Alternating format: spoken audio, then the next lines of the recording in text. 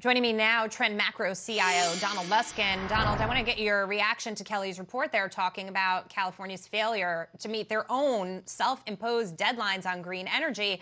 Are you surprised by this? It seems to me not only is the technology there, but the adoption rate is just slower than anticipated. Can we agree that this isn't a failure, that this is a success, right?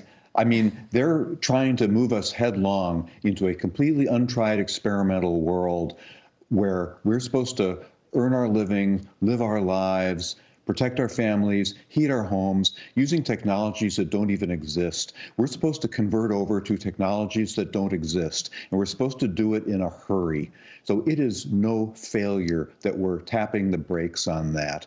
The only failure is in the ridiculous overreach of the politicians who, instead of governing, act like they're writing some kind of science fiction novel where they're just imagining some great and glorious future for us. It's absurd.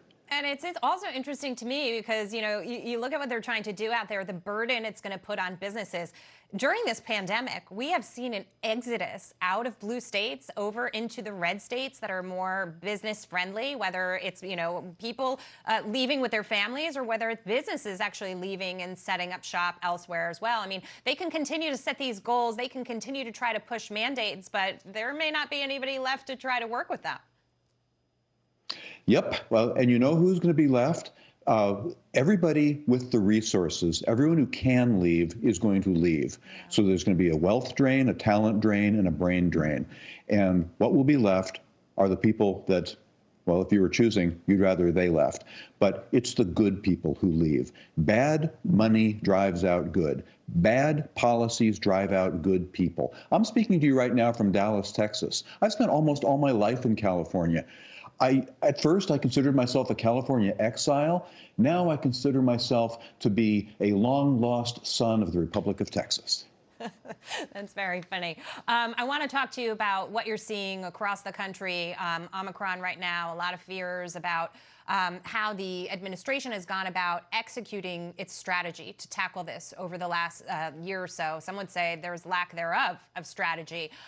We're looking at Europe, right? Because typically we see cases peak there a little bit, a few weeks before us. They sort of set the trend. And we've got the UK Prime Minister there saying they're going to wait, they're going to pause, and they're going to try to see what happens in the next few days or week or so before they make any big decisions about more mandates, lockdowns, et cetera. How do you see that translating to what we're seeing here?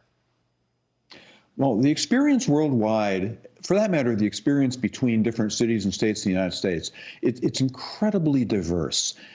There are now 52 different countries that report their Omicron share of cases. So it goes all the way from 100% in South Africa to just 2 or 3% in some countries. So there are over 50 of those now.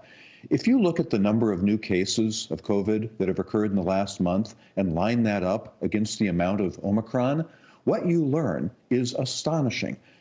I know it's weird, you're not going to believe me, but anybody who wants this, just ask me and I'll give you the chart.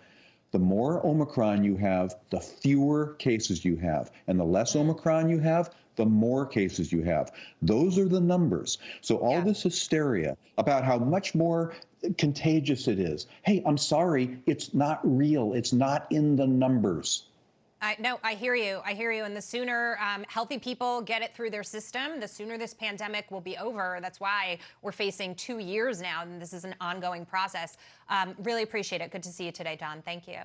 Okay. Happy New Year. Thank you.